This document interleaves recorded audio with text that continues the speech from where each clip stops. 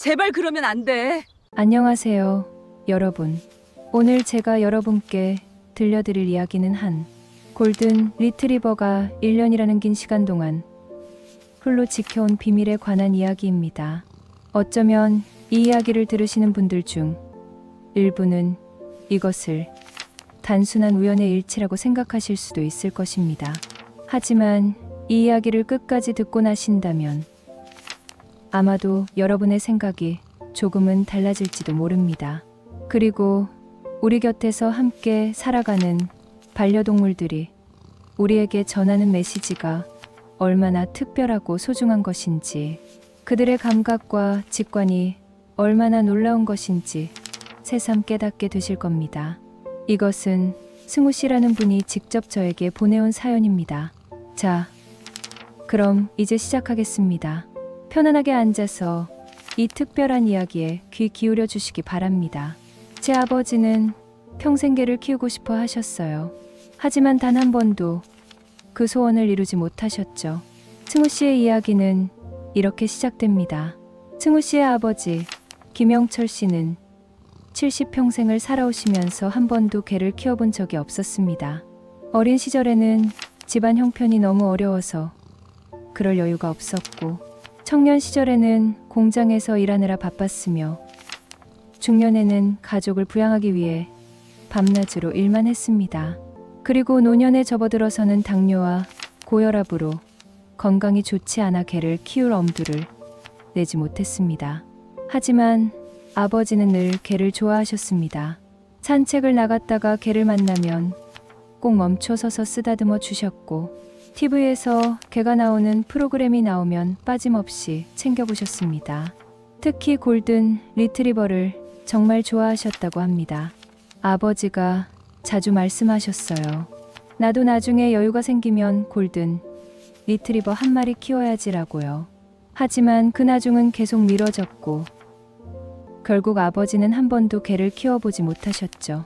그런 아버지가 췌장암 말기 판정을 받은 것은 2년 전 2023년 4월의 일이었습니다. 병원에서 돌아오는 차 안에서 아버지는 창밖만 멍하니 바라보셨다고 합니다.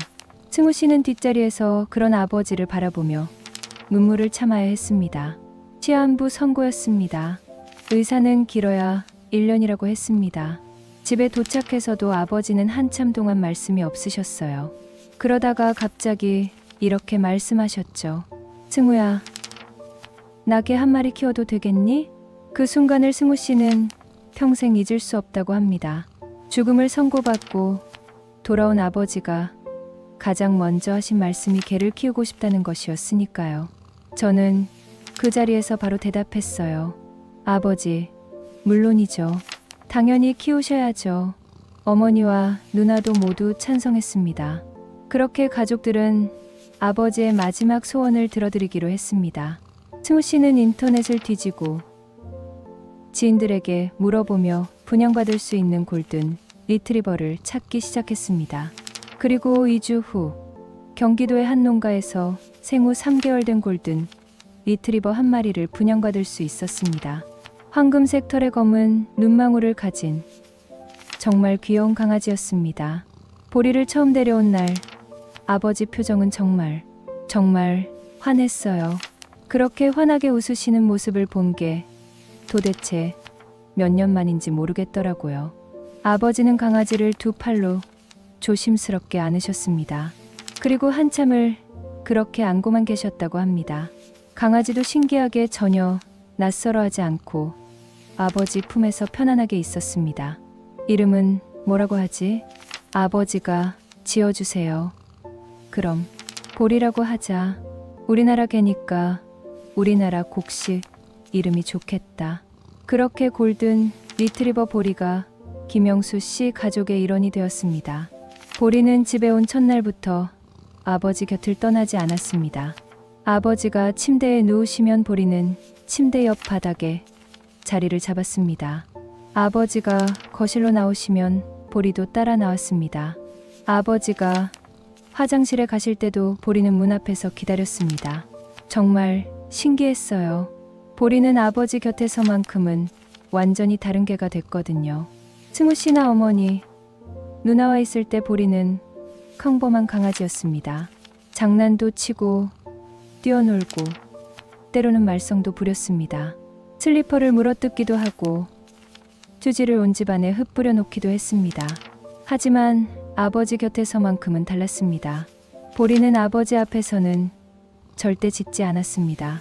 뛰어다니지도 않았습니다. 그저 조용히, 정말 조용히 아버지 곁에 앉아 있거나 누워 있었습니다. 마치 훈련받은 간병견처럼 말이죠. 어느 날 아버지가 통증 때문에 신음하신 적이 있었어요. 안말기라서 통증이 심하셨거든요. 그때 보리가 다가가서 아버지 손을 핥더라고요. 정말 조심스럽게, 부드럽게요. 그러자 아버지가 보리를 쓰다듬으시면서 조금 편안해지시는 것 같았어요. 아버지의 상태는 점점 나빠졌습니다. 병원 치료를 받았지만 췌장암 말기는 손 쓸 수 없었습니다. 6개월이 지나자 아버지는 거의 침대에만 누워 계셔야 했습니다. 그동안 보리는 쑥쑥 자라났습니다. 생후 3개월이었던 작은 강아지는 어느새 10개월이 넘어 거의 다 큰 개가 되었습니다. 하지만 보리의 행동은 변하지 않았습니다. 여전히 아버지 곁을 지켰습니다. 간병인 미정 씨가 오기 시작한 것도 그 무렵이었습니다. 아버지 상태가 많이 안 좋아지셔서 전문적으로 간병을 해주실 분이 필요했어요. 그래서 지인 소개로 미정 이모를 알게 됐죠. 미정 씨는 40대 중반의 여성으로 간병 경력이 10년이 넘는 베테랑이었습니다. 조용하고 성실한 분이었고 아버지를 정말 정성스럽게 돌봐주셨습니다. 그런데 신기한 일이 있었습니다. 보리가 미정 이모를 유난히 좋아하는 거예요. 저희 가족한테는 별로 애교를 부리지 않는 보리가 미정 이모만 오시면 꼬리를 흔들고 반겼어요. 당시에는 그저 보리가 미정 씨를 좋아하는구나 정도로만 생각했습니다. 설마 그 뒤에 이런 비밀이 숨어 있을 줄은 아무도 몰랐습니다. 아버지의 상태는 계속 악화되었습니다. 2024년 4월 의사는 이제 며칠 남지 않았다고 했습니다. 아버지는 대부분의 시간을 잠으로 보내셨습니다. 의식이 흐릿했고 가끔씩만 눈을 뜨셨습니다. 4월 23일 밤 아버지가 잠깐 의식을 회복하셨습니다. 승우 씨와 어머니, 누나가 침대 곁에 모여 있었습니다. 보리도 물론 그 자리에 있었습니다. 아버지가 보리를 보시면서 미소를 지으셨어요. 그리고 제 손을 잡으시면서 이렇게 말씀하셨죠. 승우야, 네, 아버지. 보리는 특별한 아이야. 네, 아버지. 보리는 정말 특별해요. 이 녀석은 뭔가 느끼는 게 있어. 보통 개들과 달라. 승우 씨는 당시 그 말의 의미를 정확히 이해하지 못했습니다. 그저 아버지가 보리를 정말 사랑하시는구나 정도로만 생각했습니다. 보리 잘 부탁한다. 그것이 아버지가 보리에 대해 하신 마지막 말씀이었습니다. 이틀 후인 4월 25일 새벽 4시 김영수 씨는 가족들이 지켜보는 가운데 조용히 숨을 거두셨습니다. 향년 72세였습니다. 장례식을 치르는 3일 동안 보리는 이상하게 조용했습니다. 집에 조문객들이 드나들고 사람들이 울고 소란스러웠지만 보리는 그저 한쪽 구석에 웅크리고 앉아 있었습니다. 보리가 아버지를 찾는 것 같았어요. 계속 아버지 방을 향해 앉아 있더라고요. 장례식장에도 보리를 데려갔습니다. 보리는 아버지의 영정 앞에서 한참을 앉아 있었습니다. 마치 마지막 작별 인사를 하는 것처럼요. 4월 27일 아버지를 경기도 포천의 한 야산에 모셨습니다. 장지에서 돌아오는 차 안에서 승우 씨는 뒷좌석에 보리를 바라봤습니다. 보리는 창밖을 멍하니 바라보고 있었습니다. 그 눈빛이 묘하게 슬퍼 보였습니다. 그때는 단순히 아버지를 그리워하는 거라고 생각했어요. 개들도 슬픔을 느낀다고 하잖아요. 하지만 집에 도착한 후 보리의 행동은 점점 더 이상해졌습니다. 보리는 밥을 거의 먹지 않았습니다. 좋아하던 간식도 거들떠보지 않았습니다. 산책을 가자고 해도 꼼짝하지 않았습니다. 그리고 하루 종일 거실, 구석에 웅크리고 앉아만 있었습니다. 처음 며칠은 그러려니 했어요. 아버지가 돌아가셔서 보리도 슬픈 거겠거니 했죠. 근데 일주일이 지나고 2주가 지나도 보리는 전혀 나아지지 않았어요. 승우 씨 가족은 걱정이 되어 보리를 동물병원에 데려갔습니다. 혹시 어디 아픈 건 아닐까 싶어서 병원에 갔어요. 수의사는 보리를 꼼꼼히 진찰했습니다. 청진기로 심장 소리를 들어보고 대를 만져보고 입 안을 들여다봤습니다. 일단 기본 검사부터 해봅시다. 혈액 검사, 소변 검사, 대변 검사. 할 수 있는 검사는 다 했습니다. 결과가 나오기까지 3일이 걸렸습니다. 승우 씨는 그 3일 동안 노심초사했습니다. 혹시 보리에게 심각한 병이 있는 건 아닐까? 아버지를 잃은 것도 슬픈데 보리마저 잃으면 어쩌나? 하지만 검사 결과는 의외였습니다. 완전히 정상입니다. 네? 정상이요? 네. 혈액 수치도 정상이고 장기에도 아무 이상이 없어요. 아주 건강한 개입니다. 그렇다면 왜 보리가 이러는 걸까요? 수의사는 잠시 생각하더니 이렇게 말했습니다. 혹시 최근에 가족 중에 돌아가신 분이 있으신가요? 네. 저희 아버지가 한 달 전에 돌아가셨어요.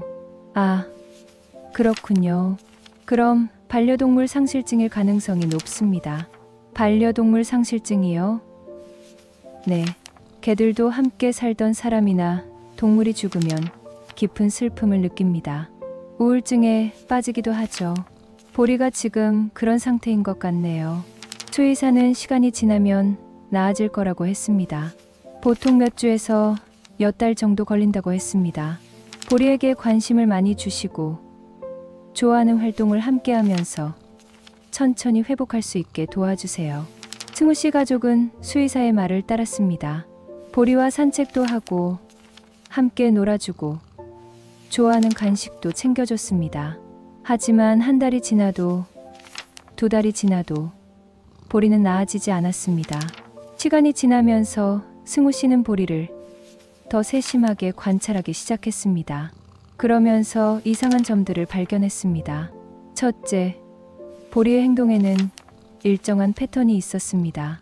매일 새벽 3시쯤 보리는 잠에서 깼습니다. 그리고 거실 한가운데로 가서 현관 쪽을 향해 앉았습니다. 마치 누군가를 기다리는 것처럼요. 처음에는 아버지를 기다리는 줄 알았어요. 아버지가 생전에 새벽 산책을 자주 나가셨거든요. 대략 3시쯤 나가셨어요. 하지만 그것만으로는 설명이 안 되는 행동들이 있었습니다. 보리는 가끔 바닥을 긁었습니다.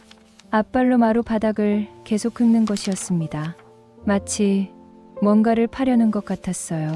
개들이 원래 땅을 파는 습성이 있긴 하지만 보리는 실내에서 자란 개라 그런 행동을 한 적이 없었거든요. 더 이상한 건 이 행동이 특정 시기에 심해진다는 것이었습니다. 매달 25일만 되면 보리는 유난히 더 불안해했습니다. 밥을 전혀 먹지 않았고 계속 낑낑거리면서 어딘가를 가려고 했습니다. 목줄을 채우면 현관 쪽으로 잡아당겼습니다. 아버지가 돌아가신 날이 4월 25일이었어요. 그래서 보리가 그날을 기억하는 건가 싶었죠. 하지만 어떻게 걔가 날짜를 알까요? 승우 씨는 고민에 빠졌습니다. 보리가 단순히 아버지를 그리워하는 것이 아니라 뭔가 다른 이유가 있는 게 아닐까? 보리가 우리에게 뭔가를 말하려는 건 아닐까? 하지만 그게 무엇인지 알 수 없었습니다. 시간이 흐를수록 가족들도 지쳐갔습니다. 승우 씨의 어머니는 보리를 볼 때마다 눈물을 흘렸습니다. 남편을 보낸 것도 힘든데 남편이 그렇게 사랑하던 보리까지 이렇게 되니까 견딜 수가 없었어요. 어머니는 우울증 진단을 받고 약을 먹기 시작했습니다. 누나도 마찬가지였습니다. 보리를 보면 아버지 생각이 나서 힘들다고 했습니다. 누나가 저한테 말했어요. 승우야, 우리 보리를 다른 집에 보내는 게 어떨까? 이렇게 계속 힘들어하는 보리를 보는 것도 괴롭고 우리도 너무 힘들어 라고요. 승우 씨도 그 생각을 안 해본 건 아니었습니다. 어쩌면 환경을 바꿔주는 게 고리에게도 좋을지 모른다는 생각이 들었습니다. 하지만 차마 그럴 수 없었습니다. 보리는 아버지가 남기신 마지막 가족이잖아요. 제가 어떻게 보리를 포기할 수 있겠어요. 승우 씨는 밤마다 보리를 안고 울었습니다. 보리야, 제발 좀 나아져라. 아버지가 하늘에서 얼마나 슬퍼하시겠니. 하지만 보리는 견하지 않았습니다. 8개월, 9개월, 10개월, 시간만 흘러갔습니다. 아버지의 말을 떠올리며 어느 날 밤 승우 씨는 잠을 이루지 못하고 거실로 나왔습니다. 보리가 구석에 웅크리고 앉아 있었습니다. 승우 씨는 보리 옆에 앉았습니다. 그리고 보리를 쓰다듬으며 생각에 잠겼습니다. 아버지, 보리가 왜 이러는 걸까요? 제가 뭘 해야 할까요? 그때 문득 아버지의 마지막 말씀이 떠올랐습니다. 보리는 특별한 아이야. 이 녀석은 뭔가 느끼는 게 있어. 그 말이 무슨 의미였을까요? 아버지는 보리에게서 무엇을 느꼈던 걸까요? 만약 보리가 정말 뭔가를 느끼고 있다면? 만약 보리가 우리에게 뭔가를 말하려고 하는데 우리가 이해하지 못하는 거라면? 승우 씨는 소름이 돋았습니다. 그렇다면 보리가 말하려는 게 뭘까요? 보리가 새벽마다 현관을 바라보는 이유는? 보리가 바닥을 파려고 하는 이유는? 보리가 매달 25일만 되면 유난히 불안해하는 이유는? 혹시 아버지와 관련된 뭔가가 있는 건 아닐까? 승우 씨는 결심했습니다. 다가오는 4월 25일 아버지 일주기의 보리를 꼭 산소에 데려가기로요. 어쩌면 거기에 답이 있을지도 모른다는 생각이 들었습니다.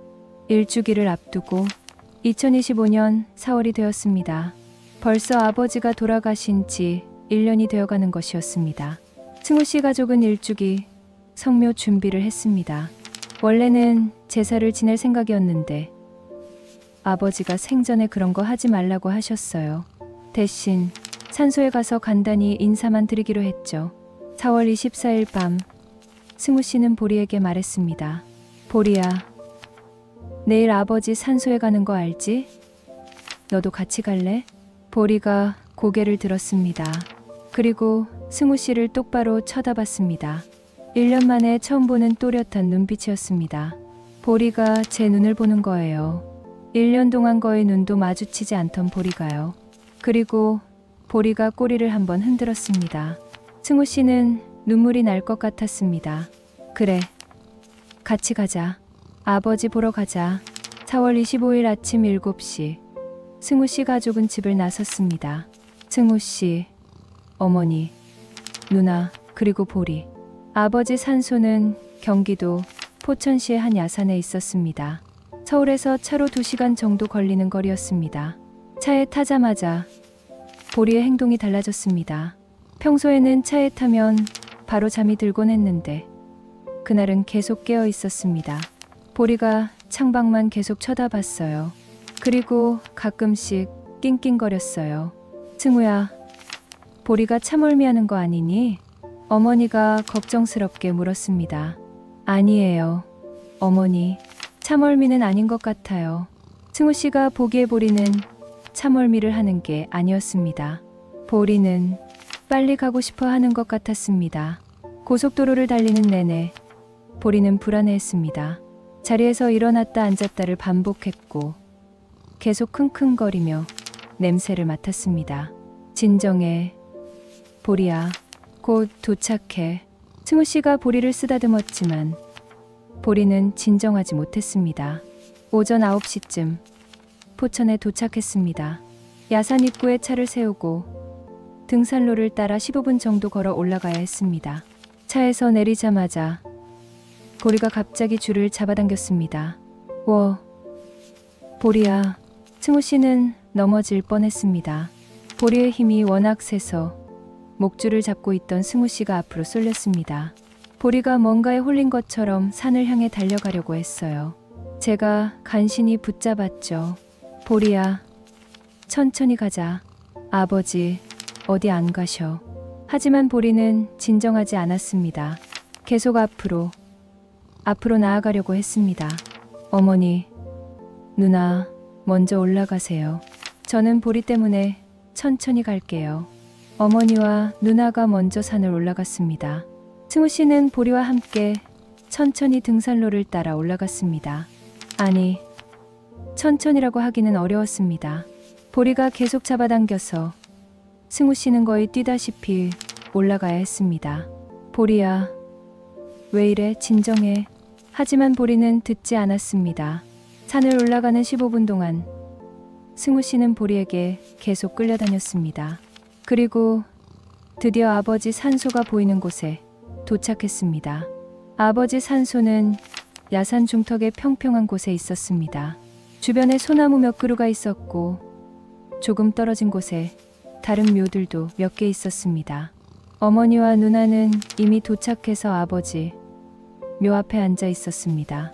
승우 씨가 보리와 함께 다가가려는 순간 보리가 갑자기 승우 씨 손에서 목줄을 빼앗듯이 뛰쳐나갔습니다. 보리야. 보리는 아버지 묘비로 달려갔습니다. 그리고 묘비 바로 앞 봉분 앞에 섰습니다. 잠시 멈춰 서서 봉분을 바라보던 보리가 땅을 파기 시작했습니다. 보리야, 뭐 하는 거야? 누나가 일어나면서 물었습니다. 처음에는 단순히 흙장난하는 줄 알았습니다. 개들이 가끔 그러니까요. 하지만 곧 이상한 점을 알아챘습니다. 보리는 장난으로 파는 게 아니었습니다. 정말로 진심으로 파고 있었습니다. 앞발로 땅을 긁고 파고 또 파고 미친 듯이 필사적으로. 보리야, 안 돼. 누나가 달려가서 보리를 말리려고 했습니다. 하지만 보리는 누나를 향해 으르렁거렸습니다. 누나가 깜짝 놀라 뒤로 물러났습니다. 보리가 나한테 으르렁거렸어. 평생 한 번도 가족에게 으르렁거린 적이 없던 보리였습니다. 보리는 계속 땅을 팠습니다. 5분이 지나고 10분이 지났습니다. 흙이 사방으로 튀었습니다. 보리의 흰 털이 흙투성이가 되었습니다. 승우야, 보리 좀 말려. 어머니가 소리쳤습니다. 승우 씨가 달려가서 보리를 붙잡으려고 했습니다. 하지만 보리는 승우 씨에게도 으르렁거렸습니다. 보리야, 나야, 승우야, 진정해. 승우 씨는 천천히 조심스럽게 다가갔습니다. 그리고 보리의 앞발을 보는 순간 숨이 멎었습니다. 피가 나고 있었습니다. 발톱이 다 닳아서 발바닥에서 피가 흘렀습니다. 황금 발이 빨갛게 물들어 있었습니다. 보리야, 발에서 피가 나잖아. 하지만 보리는 멈추지 않았습니다. 피가 나는 발로 계속 땅을 팠습니다. 안 돼. 보리야, 제발. 어머니가 울면서 보리를 떼어내려고 했습니다. 하지만 보리는 누구도 가까이 오지 못하게 했습니다. 15분, 20분. 보리는 쉬지 않고 땅을 팠습니다. 승우 씨는 멍하니 그 광경을 지켜봤습니다. 그 모습이 승우 씨에게는 필사적으로 보였습니다. 간절하게 보였습니다. 보리는 뭔가를 찾고 있어. 여기, 이 땅 밑에 뭔가가 있어. 보리는 그걸 알고 있어. 승우 씨는 떠올렸습니다. 아버지의 마지막 말씀을. 보리는 특별한 아이야. 이 녀석은 뭔가 느끼는 게 있어. 그리고 지난 1년간 보리의 이상한 행동들을, 매일 새벽 누군가를 기다리던 모습, 바닥을 파려고 하던 모습, 매달 25일만 되면 유난히 불안해하던 모습, 모든 게 이 순간을 위한 것이었습니다. 보리는 알고 있었습니다. 여기 아버지 무덤 아래에 뭔가가 있다는 것을. 그리고 1년 동안 보리는 그것을 말하려고 했던 것입니다. 하지만 우리가 이해하지 못했던 것입니다. 승우 씨는 결심했습니다. 어머니, 파봅시다. 뭐라고? 어머니와 누나는 승우 씨를 믿을 수 없다는 표정으로 쳐다봤습니다. 아버지 산소를 파본다고? 네. 보리가 저렇게까지 하는 데는 이유가 있어요. 분명히 아버지 산소 아래에 뭔가 있을 거예요. 무슨 소리니? 아버지 산소를 어떻게 파? 그게 말이 되니? 어머니가 펄쩍 뛰었습니다. 어머니, 제 말 좀 들어보세요. 승우 씨는 차분하게 말했습니다. 보리를 보세요. 1년 동안 아무것도 안 하고 구석에만 웅크리고 있던 보리가 지금 저렇게까지 하고 있잖아요. 발에서 피가 나는데도 계속 파고 있어요. 그건 보리가 미친 거야. 아버지를 잃어서 정신이 이상해진 거라고. 아니에요.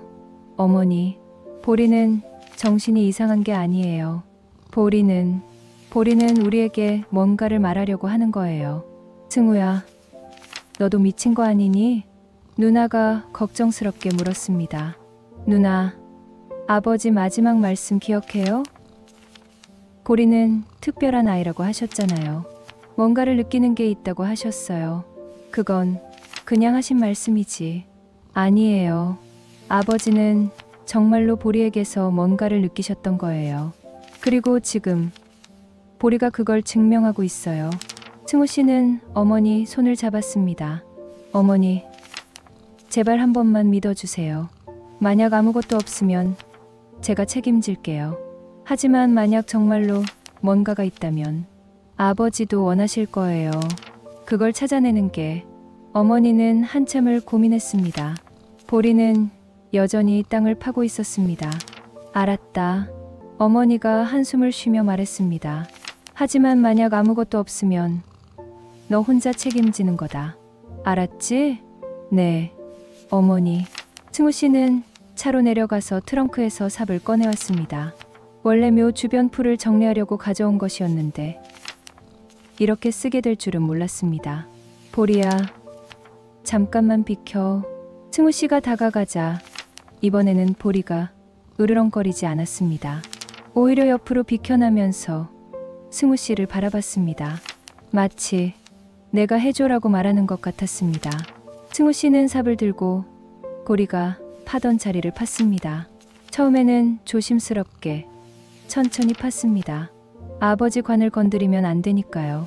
30cm, 50cm, 아무것도 없잖아. 누나가 짜증 섞인 목소리로 말했습니다. 하지만 승우 씨는 계속 팠습니다. 보리는 옆에 앉아서 그 광경을 지켜봤습니다.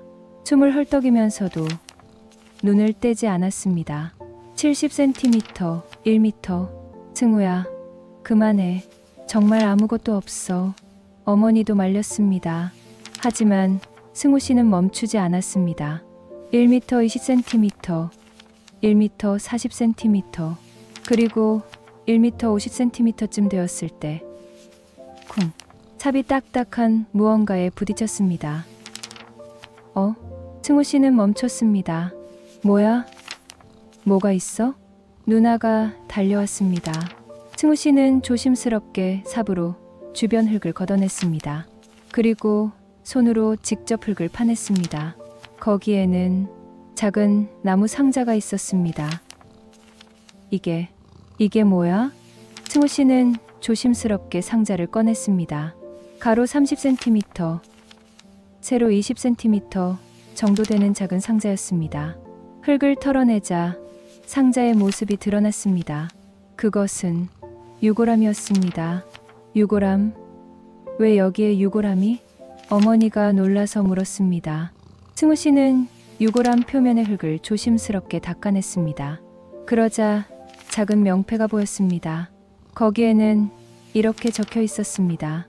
김지아 2015년 3월 12일, 2024년 4월 27일. 사랑하는 우리 딸, 영원히 잊지 않을게. 김지아?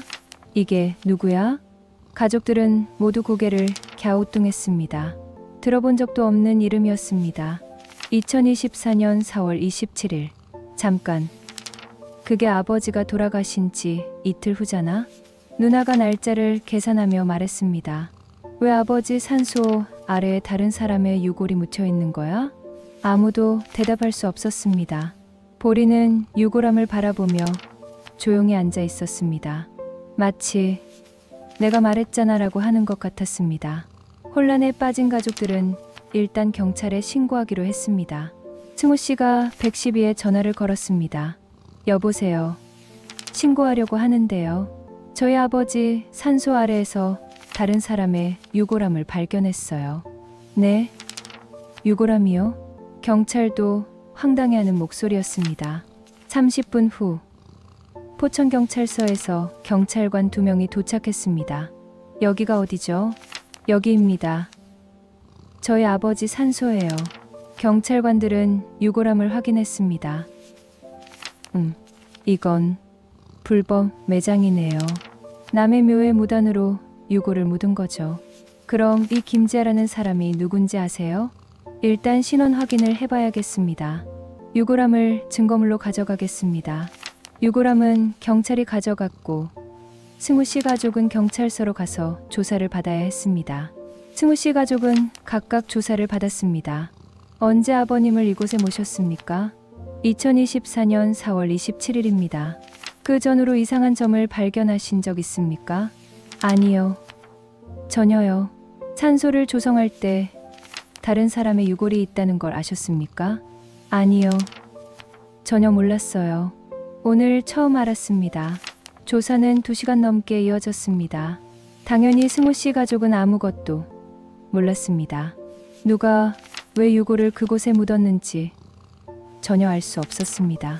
신기한 건 조사를 받는 동안 보리의 태도였습니다. 경찰서로 오는 차 안에서 보리는 처음으로 평온한 표정을 지었습니다. 마치 할 일을 다 끝낸 것처럼. 보리는 조용히 잠들었습니다. 보리야? 승우 씨가 보리를 쓰다듬었습니다. 보리는 승우 씨 손을 한번 핥더니 다시 눈을 감았습니다. 이게 보리가 1년 동안 하려던 일이었구나. 승우 씨는 깨달았습니다. 경찰의 조사 결과 김지아는 실제로 존재하는 사람이었습니다. 2015년 3월 12일생, 2024년 4월 27일 사망. 사망 원인은 심장병. 서울 강서구에 거주하던 9살 소녀였습니다. 이 아이는 선천성 심장병으로 태어나서 평생 병원을 다녔다고 합니다. 그리고 작년 4월에 결국 세상을 떠났죠. 경찰관이 설명했습니다. 그런데 왜 이 아이의 유골이 저희 아버지 산소에 있었던 거죠? 그건 저희도 지금 조사 중입니다. 김지아 양의 보호자를 찾고 있습니다. 김지아의 주민등록상 보호자는 어머니 김미정 씨였습니다. 경찰은 김미정 씨를 수소문하기 시작했습니다. 그런데 승우 씨는 그 이름을 듣는 순간 뭔가 이상한 느낌이 들었습니다. 김미정? 어디서 들어본 이름인데. 미정 씨를 떠올리다 승우 씨는 곰곰이 생각했습니다. 김미정, 이정. 미정 이모. 승우 씨는 소리쳤습니다. 미정 이모가 누군데? 누나가 물었습니다. 아버지 간병하셨던 분이잖아. 간병인 미정 씨. 맞았습니다. 아버지의 마지막 6개월을 함께했던 간병인. 그분의 이름이 김미정이었습니다. 설마 그분이? 승우 씨는 급히 경찰관에게 말했습니다. 혹시 김미정 씨의 나이가 어떻게 되나요? 잠시만요. 46세입니다. 맞아. 그분이에요. 승우 씨는 휴대폰을 꺼내서 미정 씨에게 전화를 걸었습니다. 신호음이 울렸습니다. 1번, 2번, 3번. 여보세요? 떨리는 목소리가 들렸습니다. 미정 이모, 저 승우예요. 승우 씨, 혹시 김지아라는 아이를 아세요? 전화 너머로 긴 침묵이 흘렀습니다. 5초, 10초, 15초. 그리고 흐느끼는 소리가 들렸습니다. 제 딸입니다. 다음 날 오전, 김미정 씨가 포천경찰서로 찾아왔습니다. 승우 씨 가족은 조사실 밖에서 기다리고 있었습니다. 문이 열리고 미정 씨가 들어왔습니다. 46세의 미정 씨는 하룻밤 사이에 10년은 늙은 것처럼 보였습니다. 눈이 퉁퉁 부어 있었고 얼굴은 창백했습니다. 미정 이모. 승우 씨가 다가가려고 하자 미정 씨가 무릎을 꿇었습니다. 죄송합니다. 정말 죄송합니다. 그리고 바닥에 이마를 찌우며 울기 시작했습니다. 이모, 일어나세요. 일단 이야기를 들어봅시다. 경찰관이 미정 씨를 조사실로 데려갔습니다. 승우 씨 가족도 함께 들어갔습니다. 미정 씨는 떨리는 목소리로 이야기를 시작했습니다. 지아는 제 하나뿐인 딸이었어요. 미정 씨는 2014년에 결혼했습니다. 남편은 건설 현장에서 일하는 평범한 노동자였습니다. 2015년 3월 딸 지아가 태어났습니다. 하지만 출생 직후 의사가 심각한 표정으로 말했습니다. 아기 심장에 구멍이 있습니다. 심실중격결손증이라고 심장의 좌심실과 우심실 사이에 구멍이 뚫려 있는 병입니다. 그럼 어떻게 되는 건가요? 수술을 해야 합니다. 하지만 지금은 너무 어려서 할 수 없고 최소 6개월은 기다려야 합니다. 지아는 태어나자마자 중환자실에 입원했습니다. 미정 씨와 남편은 매일 병원에 다니며 지아를 돌봤습니다. 그리고 6개월 후 첫 수술을 받았습니다. 수술은 성공적이었습니다. 하지만 수술비는 1,500만 원이나 들었습니다. 보험이 되었지만 그래도 본인 부담금이 500만 원이었습니다. 저희는 돈이 없었어요. 남편 월급으로는 생활하기도 빠듯했거든요. 결국 대출을 받았죠. 지아는 첫 수술 후 건강하게 자랐습니다. 미정 씨는 지아가 다른 아이들과 다름없이 자라길 바랐습니다. 하지만 지아가 3살이 되던 해 악몽 같은 일이 일어났습니다. 남편이 건설 현장에서 사고를 당한 것입니다. 발판이 무너지면서 2층 높이에서 떨어졌어요. 척추를 다쳐서 다시는 걸을 수 없게 됐죠. 남편은 하반신 마비가 되었습니다. 산재 보상을 받긴 했지만 턱없이 부족했습니다. 남편은 매일 울었어요. 자기가 쓸모없는 인간이 됐다고, 가족에게 짐이 된다고. 그리고 1년 후 남편은 스스로 목숨을 끊었습니다. 미정 씨는 순식간에 혼자가 되었습니다. 4살 딸과 단둘이 남겨졌습니다. 저는 살아야 했어요. 지아 때문에라도요. 미정 씨는 간병인 일을 시작했습니다. 병원에서 환자들을 돌보는 일이었습니다. 일은 힘들었지만 그럭저럭 생활할 수 있었습니다. 지아는 초등학교에 입학했습니다. 심장병이 있었지만 관리만 잘하면 일상생활에는 큰 문제가 없었습니다. 미정 씨는 지아가 평범하게 자라는 모습을 보며 행복했습니다. 하지만 지아가 8살이 되던 해 심장병이 재발했습니다. 학교에서 전화가 왔어요. 지아가 쓰러졌다고요. 급히 병원에 데려갔더니 심장 상태가 악화됐다고 했습니다. 첫 수술이 완벽하지 않았던 것 같습니다. 다시 구멍이 생겼어요. 재수술이 필요합니다. 재수술 비용은 첫 번째보다 더 많이 들었습니다. 2천만 원. 보험이 되어도 본인 부담금이 700만 원이었습니다. 저는 돈이 없었어요. 대출도 이미 한도까지 받았고, 미정 씨는 친척들에게 돈을 빌렸습니다. 지인들에게도 손을 벌렸습니다. 겨우겨우 돈을 모아서 수술을 했습니다. 수술은 또 성공적이었습니다. 하지만 의사는 조심스럽게 말했습니다. 지아의 심장은 선천적으로 약합니다. 앞으로도 계속 관리가 필요하고 어쩌면 나중에 또 수술이 필요할 수도 있습니다. 2023년 10월 미정 씨는 승우 씨 집에서 간병 일을 하게 되었습니다. 췌장암 말기인 김영수 씨를 돌보는 일이었습니다. 사장님은 정말 좋은 분이셨어요. 아버지는 아픈 몸이었지만 항상 미정 씨를 따뜻하게 대해주셨습니다. 그리고 어느 날 미정 씨가 지아 이야기를 했습니다. 사장님, 죄송한데 오늘 좀 일찍 가봐도 될까요? 딸아이 병원 가는 날이라서요. 따님이 아프세요? 네, 심장병이 있어서 정기적으로 검진을 받아야 해요. 아이고, 그렇군요. 당연히 가보셔야죠. 걱정 마시고 어서 가보세요. 그날 이후 아버지는 종종 지아 이야기를 물어보셨습니다. 미정 씨는 가끔 지아를 혼자 집에 둘 수가 없어서 일터에 데려오곤 했습니다. 죄송합니다, 사장님. 오늘 지아를 혼자 둘 수가 없어서. 아이고, 괜찮아요. 데려오세요. 그렇게 지아는 몇 번 승우 씨 집에 왔습니다. 그리고 보리를 만났습니다. 엄마, 강아지다. 지아는 보리를 보자마자 좋아했습니다.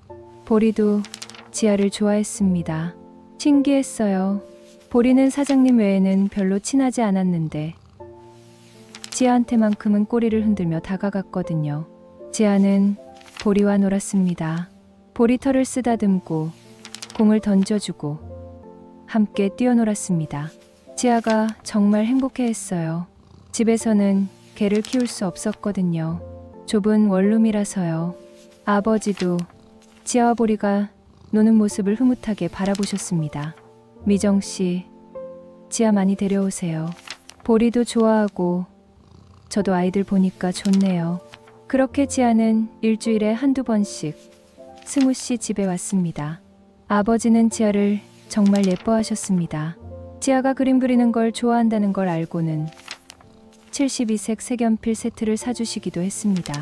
사장님, 이렇게까지 하시면 안 돼요. 아니에요. 제가 주고 싶어서 주는 거예요. 지아가 좋아하니까. 지아는 아버지를 친할아버지처럼 따랐습니다. 2024년 4월 초, 아버지의 상태가 급격히 나빠졌습니다. 의사는 이제 며칠 남지 않았다고 했습니다. 같은 시기, 지아의 상태도 나빠졌습니다. 병원에서 연락이 왔어요. 지아 심장이 또 나빠졌다고, 빨리 오라고. 검사 결과 심장 판막에도 문제가 생겼다고 했습니다. 세 번째 수술이 필요했습니다. 이번 수술은 더 복잡합니다. 비용도 3천만 원 정도 들 것 같습니다. 미정 씨는 절망했습니다. 어디서 그런 돈을 구한단 말입니까? 4월 18일 아버지가 잠깐 의식을 회복하셨습니다. 미정 씨가 침대 곁에서 아버지를 돌보고 있었습니다. 미정 씨, 네. 사장님, 지아는 괜찮아요? 미정 씨는 대답할 수 없었습니다. 눈물만 흘렀습니다. 거짓말 마시오. 얼굴만 봐도 알아요. 지아 상태가 안 좋아졌죠? 사장님, 죄송해요. 제가 엄마로서 무능해서. 제 통장에 돈이 좀 있어요. 아버지는 침대 옆 서랍을 가리키셨습니다. 통장하고 도장이 거기 있어요. 그거 가져가세요. 아니에요. 사장님, 그럴 수 없어요. 가족들한테는 비밀로 하시오. 어차피 제가 쓸 일도 없는 돈이에요. 지아 수술비로 쓰세요. 사장님, 지아는 살아야 해요. 아직 어린 아이잖아요. 제발 부탁이에요. 미정 씨는 울면서 고개를 숙였습니다. 통장에는 2천만 원이 들어 있었습니다. 아버지가 평생 모아온 돈이었습니다. 4월 25일 새벽, 아버지가 돌아가셨습니다. 미정 씨는 장례식에 참석하고 싶었지만 갈 수 없었습니다. 지아가 위급했기 때문입니다. 지아가 그날 새벽부터 상태가 급격히 나빠졌어요. 병원에서 바로 수술을 준비했지만 늦었습니다. 지아의 심장은 더 이상 버티지 못했습니다. 4월 27일 오전 6시, 지아는 미정 씨의 품에서 숨을 거뒀습니다. 엄마, 사랑해. 그것이 지아의 마지막 말이었습니다. 미정 씨는 세상이 무너지는 것 같았습니다. 미정 씨는 지아의 장례를 치러야 했습니다. 하지만 돈이 없었습니다. 아버지가 준 2천만 원은 병원비로 다 들어갔습니다. 장례 비용, 화장 비용, 납골당 비용 모두 합하면 500만 원은 필요했습니다. 저는 돈이 한 푼도 없었어요. 미정 씨는 신용카드로 현금 서비스를 받았습니다. 그것으로 겨우 화장만 했습니다. 유골함을 만들었지만 납골당에 모실 돈이 없었습니다. 어디다 지아를 모셔야 할지 몰랐어요. 집에 두 잔이 원룸이라 공간도 없었고 미정 씨는 며칠 밤을 잠도 못 자고 고민했습니다. 그러다가 문득 생각이 떠올랐습니다. 사장님이 지아를 그렇게 예뻐하셨는데 사장님 곁이라면 지아도 외롭지 않을 것 같아. 4월 30일 밤, 미정 씨는 승우 씨에게 연락했습니다. 승우 씨, 사장님 산소가 어디 있죠? 포천이요. 왜요? 제가 한번 가보고 싶어서요. 사장님께 인사드리고 싶어요. 아, 그러세요. 제가 주소 알려드릴게요. 미정 씨는 그날 밤 포천으로 향했습니다. 가방에는 지하에 유골함이 들어있었습니다. 야산을 올라가는 길은 깜깜했습니다. 손전등만 의지해서 올라갔습니다. 아버지, 산소 앞에 섰습니다. 사장님, 지하를 데려왔어요. 미정 씨는 울면서 땅을 파기 시작했습니다. 손으로 땅을 팠습니다. 손이 까지고 피가 났지만 계속 팠습니다. 1m 50cm 정도 파서 지하에 유골함을 묻었습니다. 사장님, 지하 좀 부탁드려요. 지하는 사장님 정말 좋아했어요. 보리도 좋아했고요. 미정 씨는 땅을 다시 덮었습니다. 그리고 밤새 그곳에 앉아 있었습니다. 그런데 이상한 일이 있었어요. 미정 씨가 말했습니다. 지하 장례를 치르고 나서 제가 사장님 댁에 한번 들렀어요. 지하가 좋아하던 색연필을 두고 왔거든요. 그걸 가져가려고요. 그날 보리를 만났습니다. 보리가 저를 보자마자 꼬리를 흔들며 반겼어요. 그러더니 제 가방 냄새를 계속 맡는 거예요. 그 가방은 지하에 유골함을 넣었던 가방이었습니다. 보리가 뭔가 알아챈 것 같았어요. 지하 냄새를 맡은 것 같았어요. 그날 이후로 보리의 행동이 이상해졌다는 소식을 들었습니다. 혹시 보리가 알았던 걸까요? 지하가 사장님 산소 아래에 있다는 걸? 미정 씨는 그 가능성을 생각하면서도 설마 그럴 리 없다고 생각했습니다. 하지만 지금 생각해보면 보리는 정말로 알고 있었던 것 같았습니다. 미정 씨는 불법 매장죄로 기소되었습니다. 장사 등에 관한 법률 위반이었습니다. 형량은 최대 3년 이하의 징역 또는 3천만 원 이하의 벌금이었습니다. 첫 공판 날 승우 씨는 법정에 나갔습니다. 제가 증인으로 나가겠습니다. 승우야, 내가? 네, 어머니. 제가 해야 할 일 같아요. 재판정에서 승우 씨는 증언했습니다. 미정 씨는 범죄자가 아닙니다. 그분은 그저 딸을 사랑하는 엄마였을 뿐입니다. 승우 씨는 미정 씨와 지아의 사연을 법정에 털어놨습니다. 아버지가 얼마나 지아를 예뻐하셨는지, 지아가 얼마나 힘든 삶을 살았는지, 미정 씨가 얼마나 절박했는지 저희 아버지도 원하셨을 거예요. 지아가 곁에 있는 거려. 아버지는 생전에 지아를 정말 손녀처럼 아끼셨습니다. 승우 씨는 탄원서도 제출했습니다. 어머니와 누나도 탄원서를 냈습니다. 미정 씨를 처벌하지 말아주세요. 그분은 이미 딸을 잃어 충분히 벌을 받았습니다. 재판부는 고민했습니다. 그리고 한 달 후 판결이 나왔습니다. 징역 1년, 집행유예 2년을 선고한다. 실형은 피했습니다. 미정 씨는 법정에서 울었습니다. 감사합니다. 정말 감사합니다. 판결이 나고 일주일 후 승우 씨 가족과 미정 씨는 다시 포천으로 갔습니다. 이번에는 장례 지도사와 함께였습니다. 지하를 제대로 된 곳에 모시기로 한 것입니다. 어디다 모실까요? 미정 씨가 물었습니다. 당연히 아버지 곁이죠.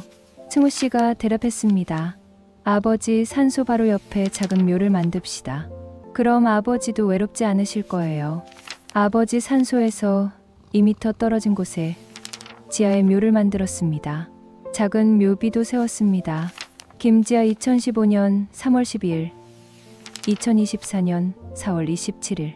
천사가 된 우리 지하, 김영수 할아버지가 지켜주실 거예요. 묘비 제막식 날, 보리도 함께 갔습니다. 보리는 아버지 묘와 지하, 묘 사이에 앉았습니다. 그리고 조용히 평화롭게 앉아 있었습니다. 보리야, 이제 됐지? 승우 씨가 물었습니다. 보리는 승우 씨를 돌아보며 꼬리를 흔들었습니다. 마치 응, 이제 됐어라고 말하는 것 같았습니다. 신기하게도 그날 이후 보리가 완전히 달라졌습니다. 집에 돌아온 보리는 1년 만에 처음으로 밥을 제대로 먹었습니다. 그릇을 싹싹 비웠습니다. 보리야, 맛있니? 보리는 꼬리를 흔들며 승우 씨 손을 핥았습니다. 다음 날 보리는 스스로 산책을 가자고 했습니다. 목줄을 물고 와서 승우 씨 앞에 떨어뜨렸습니다. 보리야, 산책하고 싶어? 보리는 현관으로 달려갔습니다. 알았어. 가자. 산책하는 동안 보리는 예전처럼 활발했습니다. 뛰어다니고 냄새를 맡고 다른 개들에게 인사했습니다. 보리가 돌아왔어요. 우리 보리가 드디어 돌아왔어요. 어머니가 울면서 말했습니다. 승우 씨는 깨달았습니다. 보리는 1년 동안 지아를 지키고 있었구나. 혼자 땅속에 있는 지아가 외로울까봐. 보리는 슬픔 속에서도 계속 지아를 생각하고 있었던 거야. 그리고 우리에게 말하려고 했던 거고. 하지만 우리가 이해하지 못했던 거지. 보리는 개였지만 인간보다 더 깊은 사랑을 할 줄 아는 존재였습니다. 미정 씨는 이후 승우 씨 가족과 자주 만났습니다. 매달 25일 성묘를 갈 때마다 함께 갔습니다. 보리도 물론 함께 갔습니다. 보리는 여전히 아버지 묘와 지아 묘 사이에 앉아서 한참을 있곤 했습니다. 보리는 두 분을 지키고 있는 것 같아요. 미정 씨가 말했습니다. 네, 보리는 그런 아이예요. 명절이 되면 미정 씨도 승우 씨 집에 초대받았습니다. 함께 식사를 하고 이야기를 나누고 웃었습니다. 이상한 인연이에요. 슬픔으로 시작됐지만 이렇게 가족이 됐으니까요. 승우 씨가 말했습니다. 맞아요. 지아가 하늘에서 보면 좋아할 것 같아요. 미정 씨도 이제 조금씩 웃을 수 있게 되었습니다. 지아를 잃은 슬픔은 여전했지만 이제 그 슬픔을 나눌 수 있는 사람들이 생겼습니다. 지금 보리는 완전히 건강합니다. 매일 아침 산책을 가고 밥도 잘 먹고 승우 씨 가족과 잘 놉니다. 하지만 여전히 특별한 순간들이 있습니다. 매달 25일만 되면 보리는 조금 조용해집니다. 슬퍼 보이지는 않지만 뭔가를 생각하는 것 같습니다. 아마도 아버지와 지아를 떠올리는 것 같습니다. 그리고 성묘를 갈 때면 보리는 다른 어떤 때보다 진지합니다. 차에서 내리자마자 산을 향해 달려가고 묘 앞에 오래 앉아 있습니다. 보리야, 집에 가자. 승우 씨가 부르면 보리는 묘를 한 번 더 바라본 후에야 일어섭니다. 마치 조금만 더 있다 갈게 라고 말하는 것 같습니다. 2026년 4월 25일 아버지 이주기, 승우 씨 가족과 미정 씨, 그리고 보리는 다시 포천으로 향했습니다. 이제는 익숙한 길이 되었습니다. 묘 앞에 도착해서 제사 대신 간단한 추모 시간을 가졌습니다. 아버지, 잘 계시죠? 저희 잘 지내고 있어요. 지아야, 엄마야, 보고 싶어. 엄마는 이제 괜찮아. 걱정 마. 보리는 두 묘 사이에 앉아서 조용히 그 모습을 지켜봤습니다. 그때 승우 씨가 보리를 쓰다듬으며 말했습니다. 보리야, 고마워. 내가 아니었으면 지아는 영원히 어둠 속에 있었을 거야. 내가 지아를 찾아준 거야. 보리는 승우 씨를 올려다보며 한번 짖었습니다. 마치 당연한 일을 했을 뿐이야 라고 말하는 것 같았습니다. 이 이야기는 여기서 끝입니다. 하지만 승우 씨와 보리의 이야기는 계속됩니다. 보리는 지금도 건강하게 잘 살고 있습니다. 그리고 여전히 매달 한 번씩 아버지와 지아를 만나러 갑니다. 승우 씨는 이 경험을 통해 많은 것을 배웠다고 합니다. 반려동물은 우리가 생각하는 것보다 훨씬 더 많은 것을 느끼고 알고 기억합니다. 우리가 이해하지 못할 뿐이죠. 보리는 1년 동안 우리에게 계속 말하고 있었어요. 하지만 우리가 듣지 못했던 거예요. 만약 제가 보리를 믿지 않았다면, 만약 그날 산소를 파지 않았다면 지아는 영원히 발견되지 못했을 거예요. 보리는 특별한 개가 아니에요. 모든 반려동물이 특별합니다. 우리가 그들의 특별함을 알아차리지 못할 뿐이죠. 미정 씨도 이제는 새로운 삶을 살고 있습니다. 여전히 간병 일을 하지만 이제는 혼자가 아닙니다. 승우 씨 가족이라는 새로운 가족이 생겼습니다. 지아가 저한테 준 마지막 선물인 것 같아요. 이 가족을요.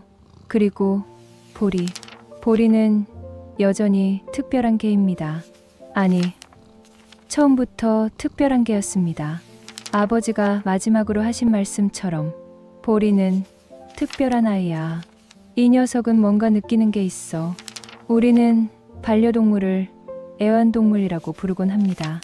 하지만 그들은 단순히 우리를 즐겁게 해주는 존재가 아닙니다. 그들은 우리의 친구이고 가족이고 때로는 우리보다 더 깊은 사랑을 할 줄 아는 존재들입니다.